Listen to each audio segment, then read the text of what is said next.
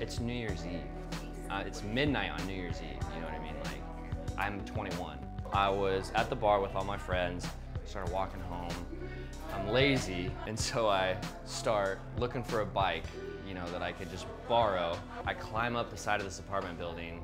Somehow I make it to this balcony. And at this point, you know, I'm like shopping at Walmart. There's like 4 bikes right here. None of them are locked up. So I try to find the best one.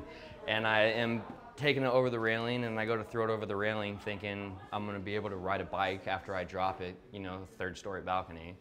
And so I get it halfway over there, and I hear the sliding glass door open behind me. And this big old lady comes out, and she's on the phone. She's like, "You better drop my son's bike. I'm gonna call the cops on you right now. You're going to jail. You're stealing my."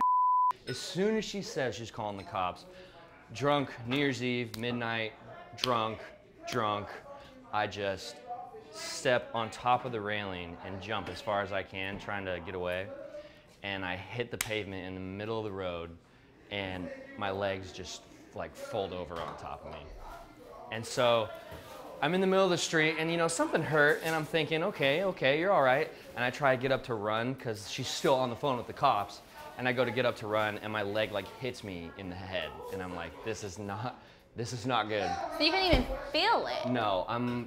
So how are your legs exactly? Like? So imagine you chop a piece of wood with an axe, and it splits into 2 pieces. That was my leg up to my knee. Ew. My right knee was blown out. I mean, they have, you know, I got Oh my gosh. I got wicked scars here, wicked scars here. This Yeah. lady didn't call a ambulance? No, she's on the phone, like, she's yelling at me, you know, from her balcony. I'm in the street. Dead. I'm in the street, so I have to crawl across the street. I crawl into a yard, and I hide behind the shed. And I'm calling all my friends, like, you guys gotta come get me. I get to the hospital, and I'm kinda in good spirits, but really in a lot of pain.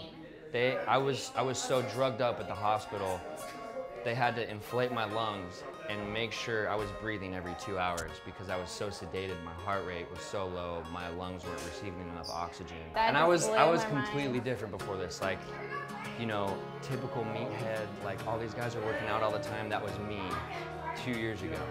Until this happened, everything changed. Like, I realized life's a lot different. I don't have any of the same values I used to. Everything's different. I'm not trying to go to the gym every day. I'm trying to live every moment to its fullest. And I couldn't go back to school. I had to drop out of school. I had to quit my jobs. I couldn't live in my apartment because it wasn't handicap accessible. I couldn't live with my parents because they had too many stairs. I was like casted from the hip down for 8 months. I lived in another city with my grandparents for 8 months.